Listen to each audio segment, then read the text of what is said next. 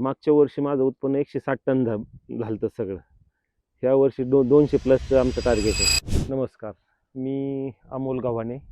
आमचा वाळकीत बाग आहे संत्र्याचा. रामोल शेठ, काय रहस्य आहे तुमचं?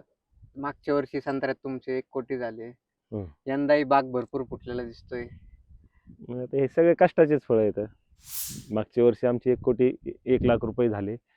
त्यानंतर आम्ही रेस्ट पिरियडमध्ये खूप काम केलं. आम्ही ह्या बागेला पूर्ण 80 ट्रॉली शेणखत टाकलं आणि रेस्ट पिरियडमध्ये त्याचे झाडाची पूर्ण निगा राखली. जसं फळं होते त्यावेळेस तर निगा राखली, पण फळं तुटून गेल्यानंतर सुद्धा आम्ही बागेची खूप काळजी घेतली. त्यामुळे मागच्या वर्षीपेक्षा ह्या वर्षी मला बागेत 1.5 पट माल फुटल्यासारखा वाटतोय. म्हणजे आता ह्या वर्षी पण आमची अपेक्षा आहे चांगलं उत्पन्न होण्याची. आपण पाण्याचं नियोजन वगैरे कसं केलं काय? पाण्याचं नियोजन त्याची मी ताण तसा मी 2 महिन्याचा दिला बरं का. थोडा ह्या वर्षी पाऊस लेट झाला, त्याच्यामुळं बऱ्याच जणांनी फुल टेम्परेचरमध्ये पाणी दिलं. बाग काही काहींचे फुटले नाही, नवतीवर गेले.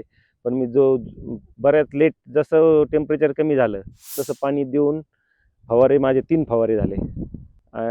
पूर्ण स्टोरेज झाल्यानंतर जसा पाऊस होईल आणि पाणी बी जसं लागल 1-1 तास अर्धा तास गरजेपुरतं पाणी देऊन हा बाग फुटला.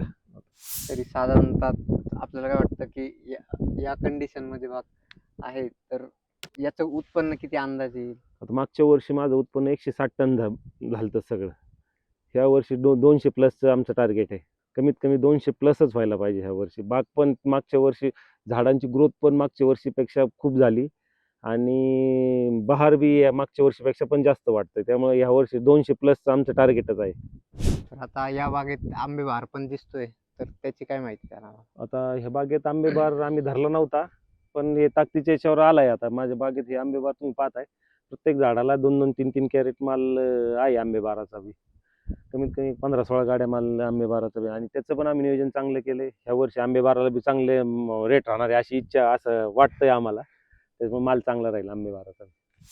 रामोल शेठ, बागेत तुम्ही स्वतः लक्ष देऊन काम करता का? नाही, बागेत तर आमच्या घरचे सगळ्यांचंच लक्ष असतं.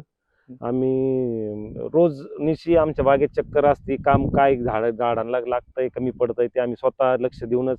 कामगार तर आहेतच माझ्याकडं, पण आमचे घरचे किंवा मी आम्ही स्वतः रोज बागेत असतोच. आणि ह्या वर्षी आम्ही मागच्या वर्षी आम्हाला चांगलं उत्पन्न दिलं. त्यामुळे ह्या वर्षी आम्ही अजून काही क्षेत्र घेतलं आणि काही जुनं क्षेत्र असं मिळून परत 2000 झाडाची लागवड केली ह्या वर्षी पण. आता माझे सगळे मिळून 4500 झाडं झाले. आणि जोपर्यंत शेतकरी स्वतः बागेत काम करत नाही किंवा लक्ष देत नाही, तोपर्यंत हे उत्पन्न किंवा झाड उत्पन्न देणारच नाही. जोपर्यंत शेतकरी स्वतः त्याच्यात घाम गाळीन त्यावेळेसच हे तुम्हाला सौंदर्य दिसेल.